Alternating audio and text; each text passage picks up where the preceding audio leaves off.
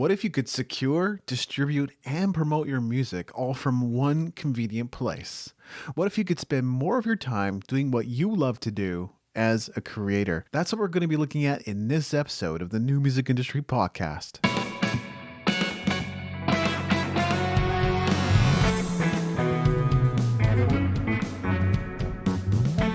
You're listening to the New Music Industry with David Andrew Wiebe.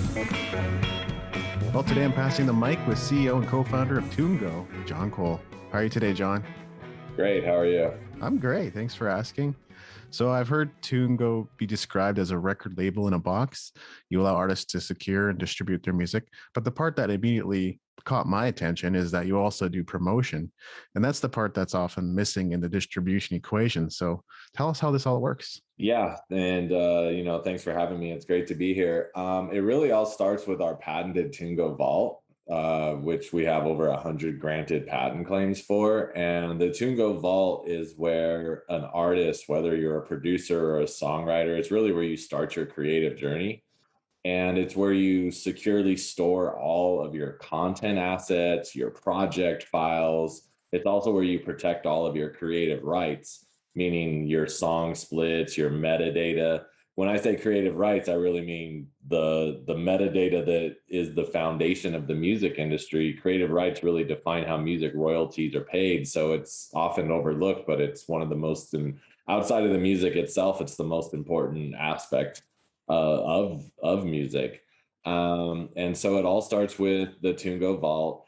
In the TuneGO Vault, when you start your creative journey, our system fingerprints everything. So it tracks all the contributions. So there's really no contributor that gets left behind. Songwriters, producers, engineers, session musicians, all of their contributions get tracked in our vault. Then from there, we have deals with all the DSPs, Spotify, Apple, Amazon, all the social platforms, YouTube, TikTok, Facebook, Instagram. So then once you've done that, so you've secured all your content, you've protected your creative rights, you can distribute your music through TuneGO. But then we get to the point where you were talking about, which is the promotional aspect.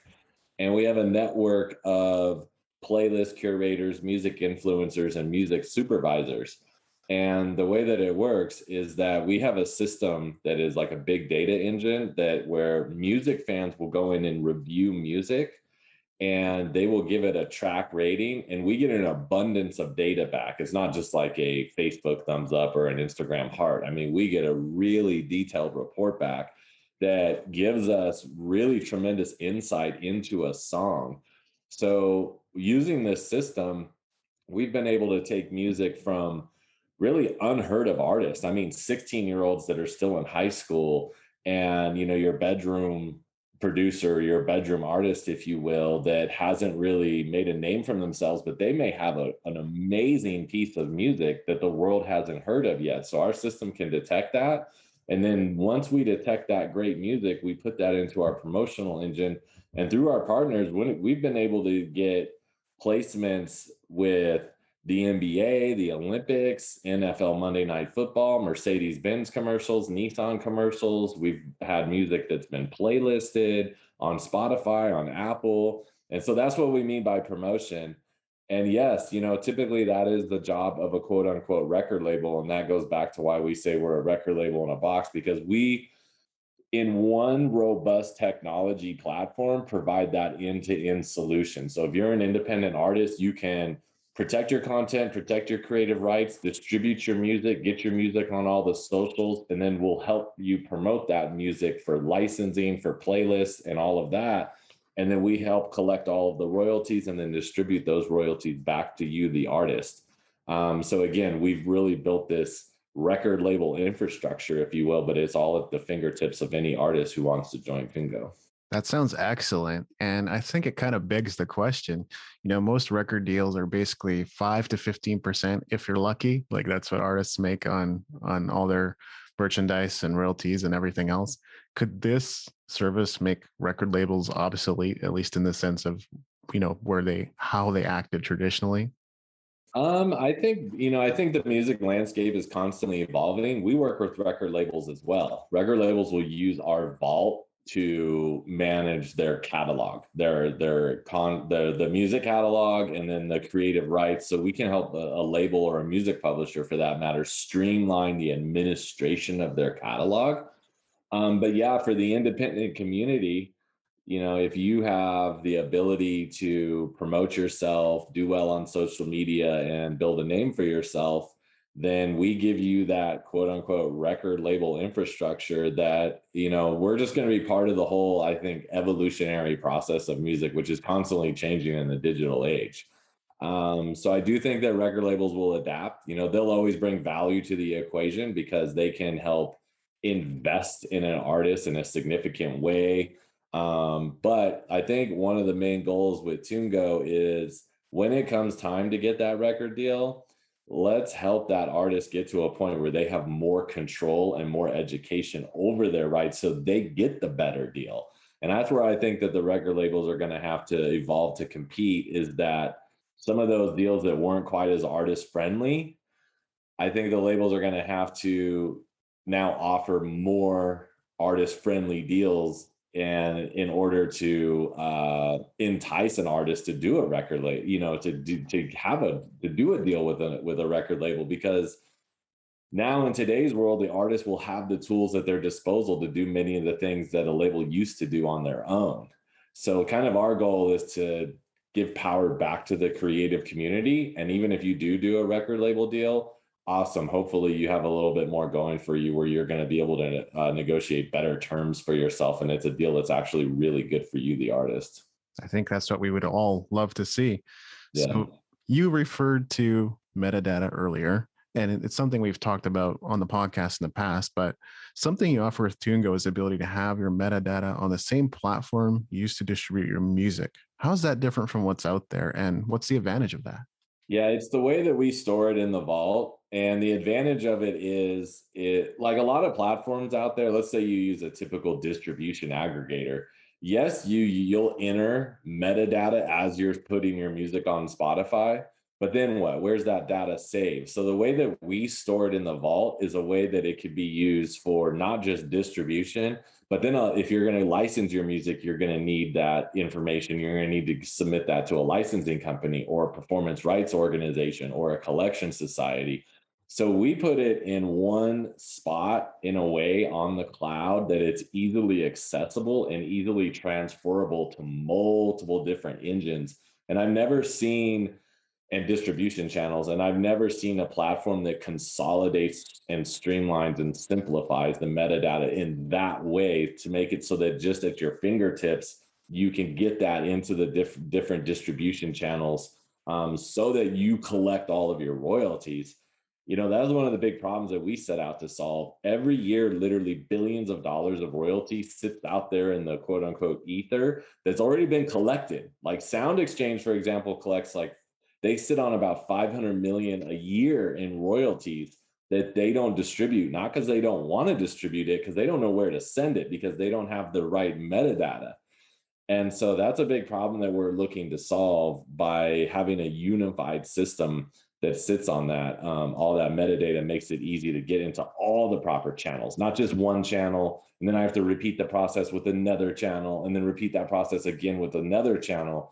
We consolidate it all to make it easy, so that we want to simplify the business of music so that the artists can focus on doing what they love to do, what they're passionate about, which is making great art. And let's streamline the business part out of that, so they're spending less time on the administrative side of it and more time creating more art that the whole world wants to hear. Couldn't agree more. It is a complex and siloed industry. And when you really want to go about collecting all your royalties and everything you're owed right now, you got to sign up with multiple companies, sign multiple forms. And to an extent, that might still stay in place. But if there is a streamlined way that helps artists get access to all that instantly, would make a big difference for a lot of artists being able to focus not on the admin side, but actually on the creative side of music. Totally. So right now I see that TuneGo is invitation only.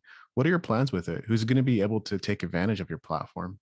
We span the gamut from A-list artists all the way to independent artists. Ultimately, we will open up the platform for everyone to join. Right now, we do a bit of a curation. And we do that for quality control. We want that experience just to be world class, top notch. And so we're doing a little bit of quality control and curation as far as the membership at the moment. But in due time, we will definitely open up the platform so that anyone can come and get the value out of TuneGo. Yeah, I'd imagine as with anything, there's sort of a testing and experimentation and tracking and figuring out whether it's all working and iteration and all that. So I definitely appreciate that.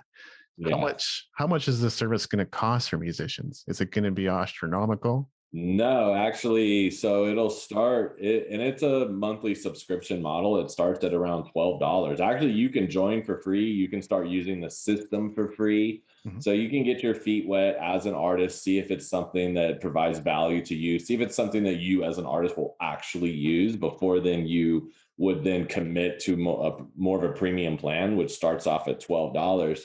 So we try to make it as economical as we possibly could. Our If you're going to distribute music through us, it's pretty simple. It's $9 per year per song or $30 per year per album. Pretty competitive with some of the other distribution aggregators.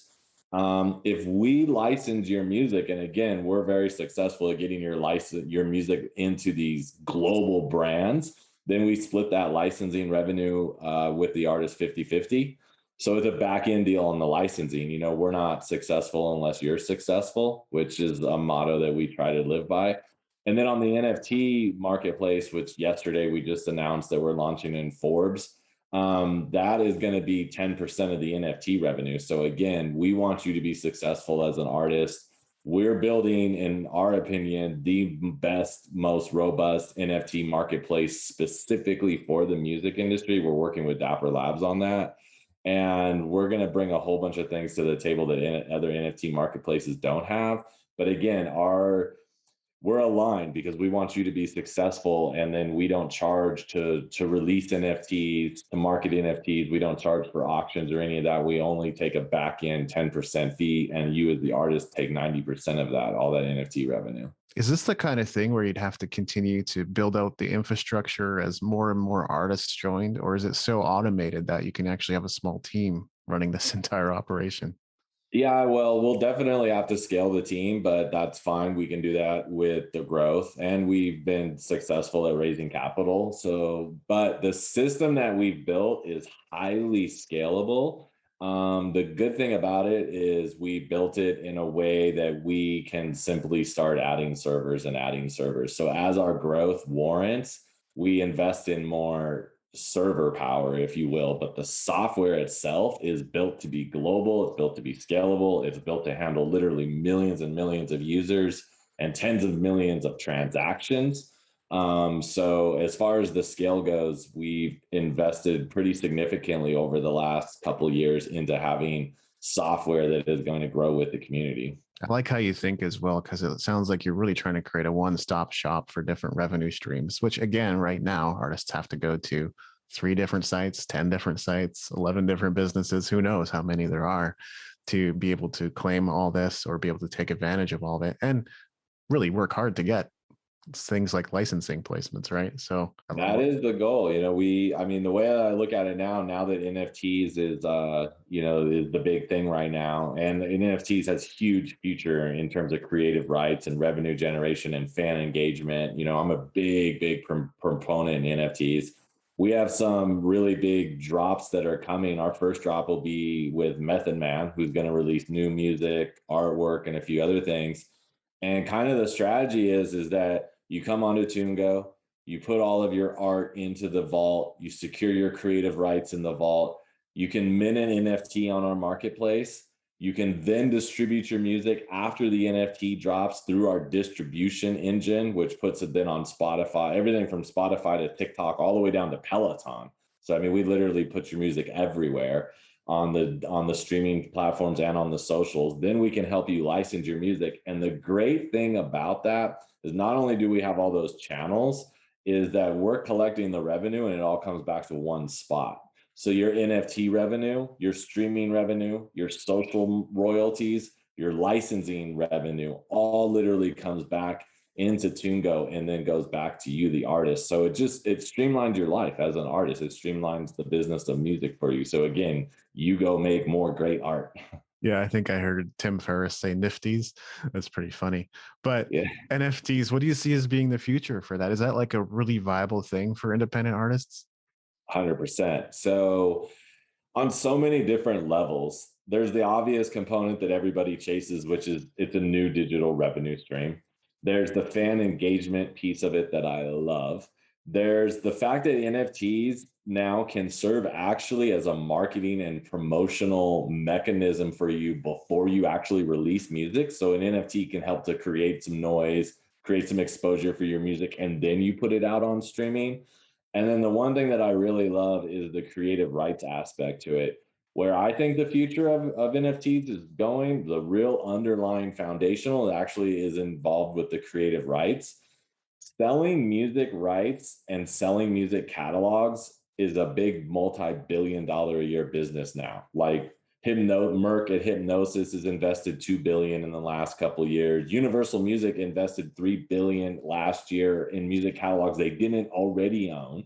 BlackRock, the biggest private equity firm in the world, invested 1 billion. You have Primary Wave, you have all these big music publishers that are literally buying catalogs for billions of dollars. The Red Hot Chili Peppers sold their catalog for 140 million. But even on a more of a micro level, you have investors that are now learning that music is an investable asset. So even if they buy a piece of a song, that can be it's almost like an annuity. Streaming is driving record music profits. Music royalties pay for 70 years beyond the death of an artist. And so if you're an independent artist and you have a great song and you want to give away a percentage, 10%, 20%, 50% of your streaming royalties to an NFT buyers, that could be a good win-win solution, because the NFT buyer is buying into an investable asset that pays that buyer royalties. But then that independent artist that may not have as much money in their bank account could get essentially an upfront payment. Instead of having to wait for all those streaming royalties to come in, they can take that NFT sale, give away a portion of their streaming royalties, get a check up front that they can reinvest into new music. Maybe it's a music video, maybe it's studio time, maybe it's whatever it is, marketing that music on social media. It could be anything. So it's a way to get a bigger check up front. And I think that's incredibly valuable to an independent artist to get some money rather than waiting for the long tail of streaming royalties. Get some of that money up front. Plus, it creates a real deep connection between the artist and the fan that's never been created before. Now you have the fan actually investing into music in a meaningful way. That creates a whole new level of fan engagement.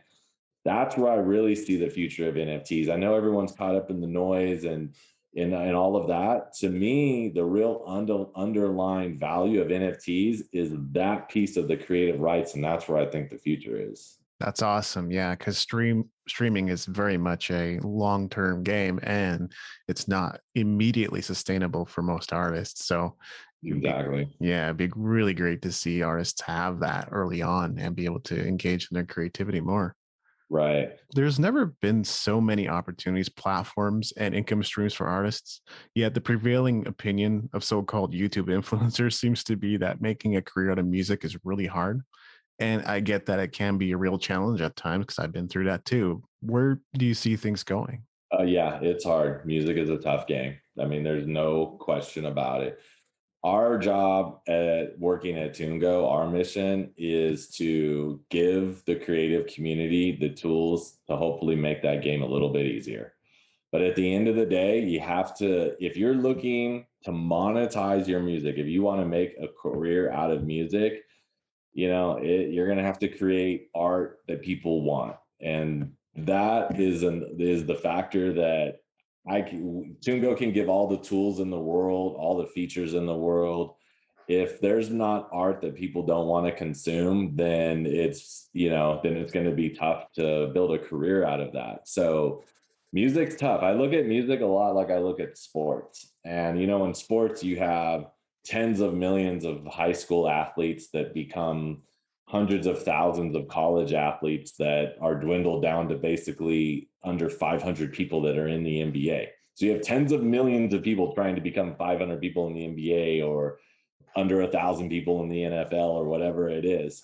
Music's like that. It's a professional sports like it's a professional sports like environment, and if you're really going to make it to the top, you're gonna have to put in the work. It's a lot of work, and you have to stay dedicated to your craft, stay passionate about your art.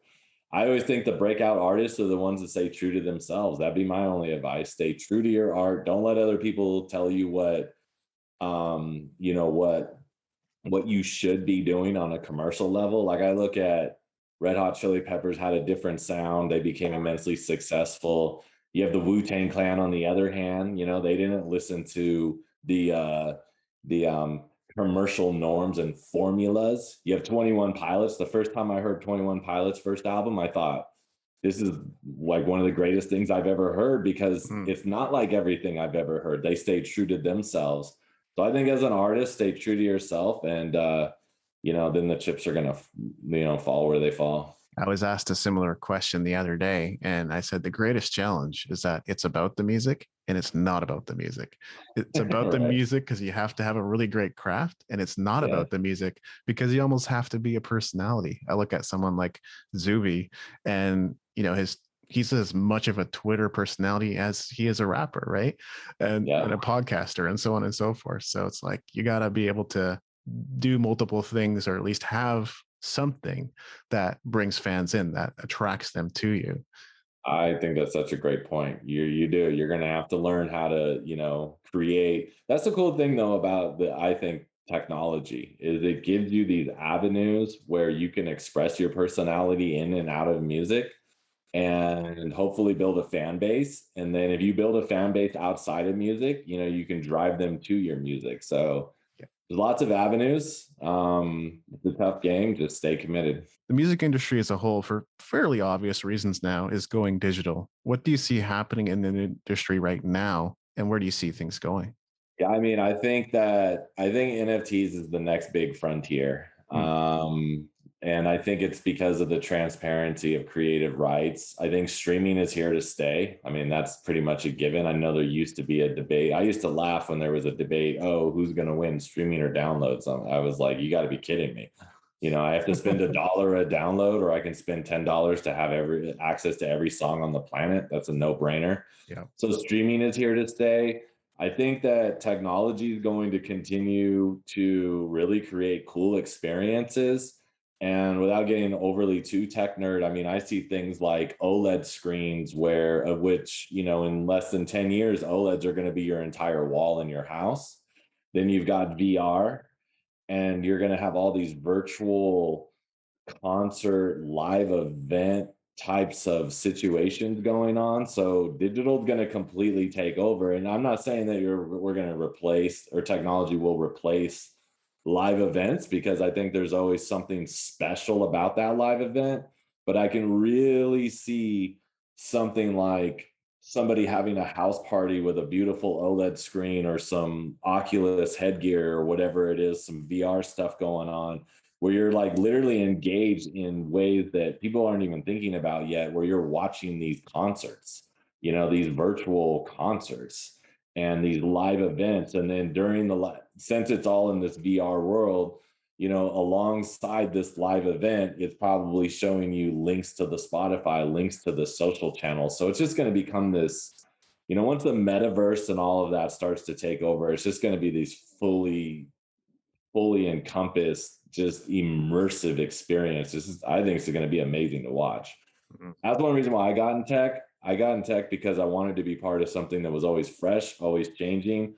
And I wanted to be a part of something where I could somewhat predict the future, but that I also couldn't predict everything, because there's so many great minds out in the world that there's going to be all these things that are going to keep popping up, out of nowhere seemingly. And it's just going to all make for a phenomenal experience. So I see the future of music as being very bright. I think that tech and music is just a natural marriage. Mm. And I think that, the music industry is never going to look back. We had those years between 2000 and 2015 where the music industry was just going down, tanking revenue and all of that. I think we're past that. I think the future is really bright for the creative community. And that segues nicely into the next section of the show where we want to develop your character and personality for the listeners. So, what's the last YouTube video you watched? Probably something with Lionel Messi or Ronaldo, because I watch a lot of soccer with my son. Hmm. Or Brightside. I watch a lot of Brightside with my son and my kids. It's just like these really cool little, things.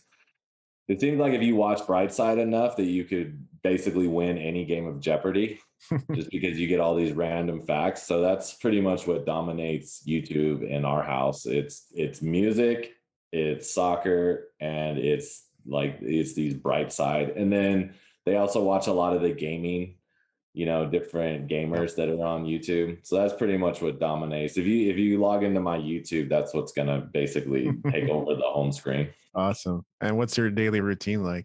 I wake up early. I try to work out as early as I can because my day is pretty crazy. I mean, I start pretty much around 5 a.m. and I typically end at around 11 p.m. or midnight, and it's nonstop. So the first thing that I try to do is work out or exercise. And it's because it keeps me balanced. It keeps, we have TuneGo alone has so much going on right now that I have to keep that balance. And it helps me to stay calm and not get overly stressed out or not feel overwhelmed. There's just something about having that, that like physical athletic experience that releases all the chemicals, endorphins, that just helps me slide right into the workday. So hopefully I'm done with that. Then my kids start waking up. I get them off to school. Then I'm off to work. And then once I'm off to work, it's pretty much a blur because things are coming at us like this now. We have some huge announcements coming over the next 30, 60, 90 days that are all really exciting. Mm-hmm. Everything from big celebrity NFT drops to deals with record labels to some new advancements in technology that I don't think are on anyone's radar right now that we're going to be advancing. We're going to be part of a big event with Dapper Labs. It's going to be a big crypto NFT virtual event that'll start in October. So yeah, I mean, my day is pretty intense. It's nonstop. It's all day. And, but it's fun because I love what I do. And as they say, if you love what you do, you'll never work a day in your life. Yeah, what you said is absolutely critical. I always try to get some exercise in and meditation in and watch my caffeine consumption. That's a big one. If I take too much, I go crazy, and it doesn't work for life. So, and get out into nature 2 hours a week. I always make that a goal too. That's another great one. It's also very helpful for your mind to do all of that. Are there any books that have helped you on your journey? Oh, that's a good question. I'm more of an Audible person. With my life, I find that I absorb very well because to me, Audible is almost like a podcast format. Yeah. And there's not one that really comes to mind per se, but if there's a topic, that's where I dive. Like when I started getting into blockchain, I just started blockchain books. And then it was NFTs, NFT books, and so any topic that I'm kind of focused on at the moment, I'll just go to Audible, read all the reviews, read the ratings. I don't care at all what critics say. I care what people say. So I always go into the real people reviews and see what everyone has to say. And then I'll pick 4 or 5 or whatever that look good to me. And I'll just take that deep dive. For me, I love to take deep dives into different topics, whatever is the quote unquote topic of the day. So that's what really drives my Audible routine. That reminds me of when I used to come across certain personalities that I resonated with. So I would come across someone like Seth Godin, and then I would just download all the podcasts I could find with Seth Godin interviews. And then I would end up connecting with certain hosts. So I would stay on their podcasts and keep listening to them. It's a pretty fun experience. Exactly. Yeah, that's how my evolution is worked as well. And Seth had some very influential books earlier on in my tech career. So, definitely can't discount his books. I would say he's kind of the some of those text scriptures, if you will, that kind of help lay the foundation of a lot of great thinking. Absolutely. Yeah. It's almost like every blog post could change the way you think about life. It Yeah. gets pretty intense after a while. Yeah, yeah. What's the greatest challenge you've overcome as an entrepreneur? I think learning how to stay focused and stay, as they say, even keel, to use that term. I've had to teach myself to not get too excited about wins and not get down on myself about losses, and I think as an entrepreneur, your failures equals your success. So it's all about how you embrace failure, because the definition of entrepreneurship is failure. Mm. And so, I've been hit with bad news right before having to do a big presentation, and I mean, like, so I had to learn how to compartmentalize things in a way that I can focus on the moment and not let good news or bad news take me too high or take me too low. So I think that was the greatest challenge. I feel like I've mastered that pretty well, where I stay pretty, even keel. That to me has been the greatest challenge that I've mastered, because even with the wins, you get a great win. If you're going to sit around and spend the rest of the day high fiving, you're losing, because other people are still moving forward. It's kind of like when I was growing up playing sports, the coach used to always tell me, well, if you're not practicing, somebody is. Yeah. Well, yeah, you should celebrate the wins. I mean, you should definitely not downplay them. You should be happy about them. But if you spend all day doing high fives, look at me, and doing touchdown dances when you get a win, then you've taken your eye off the prize. Because, like, we'll get wins with TuneGO, for example. And I always tell people, that's cool, we got another first down, but we're not in the end zone because we haven't accomplished our mission. Our mission is to get all the way to the end zone. Our mission is to change the game for the creative community. Mm. It's kind of like when Steve Jobs says, I knew I made it when I was walking around New York City and I looked around and everybody had white ear pods in. He's like, that's when I knew that I made it. And he was already successful. This was, 20 years after, 15 years after he started Apple or whatever it was. So yeah, to me, it's learning how to compartmentalize your emotion and stay focused, and just try to stay even keel, appreciate your wins, um, really appreciate your failures, because if you handle failure correctly and you learn from it and you don't beat yourself up too badly on it, beat yourself up in a way of, how can I improve? How do I learn from this failure? Don't beat yourself up from a psychological standpoint, like I'm a failure, because everyone's going to fail. Mark Cuban, Kevin O'Leary, Richard Branson. I mean, they all say the same thing. I failed a billion times and that's why I succeed. Michael Jordan has one of the best Nike commercials of all times is a minute long of Michael Jordan talking about all his failures. And at the end he says, and that's why I succeed. So I think learning how to deal with all that was the greatest challenge that I've learned to overcome. And since then, I think that things have been moving forward in a positive way. I think Russell Brunson started his podcast as his company was going down and losing hundreds of thousands of dollars. And the concept was funny because it was recorded on the way into work. So as he's driving, he's recording the podcasts. But the point is, he got started and look at where he is now, right? Mm-hmm. Absolutely. What's the greatest victory you've experienced as an entrepreneur?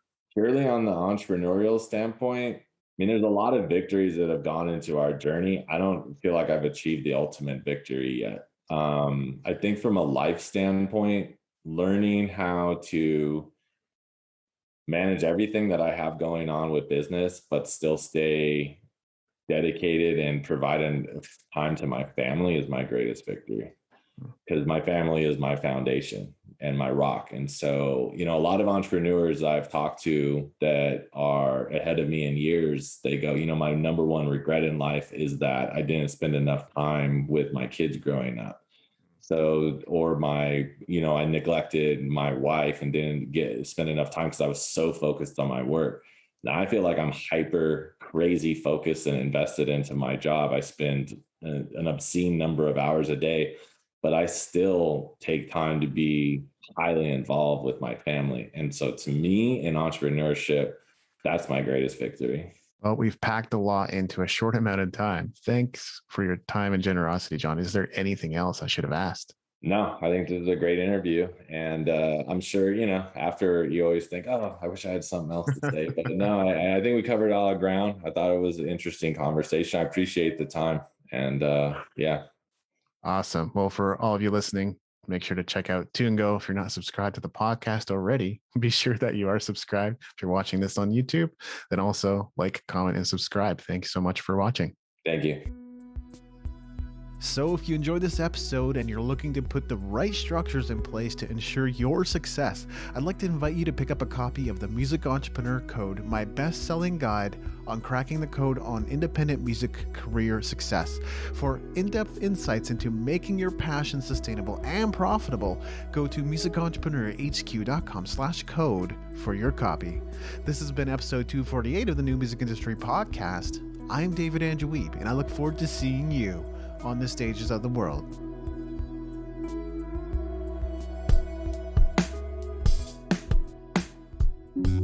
Thank you for listening. Music in this episode was brought to you by Brian Young.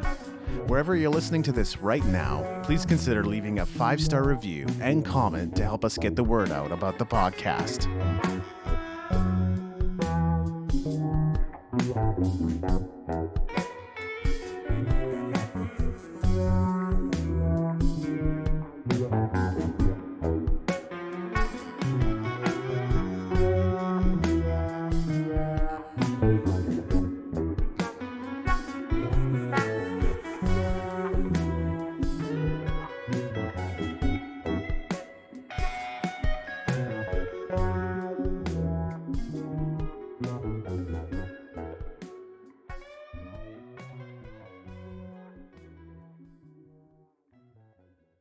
Hey, thanks for watching Music Entrepreneur. Just so you know, between now and November 19th, 2021, if you purchase any of our e-bundles, courses, or coaching programs on content marketing musician created specifically to help you get results in your music career, we're giving 50% of the proceeds to the education of underprivileged children in South America.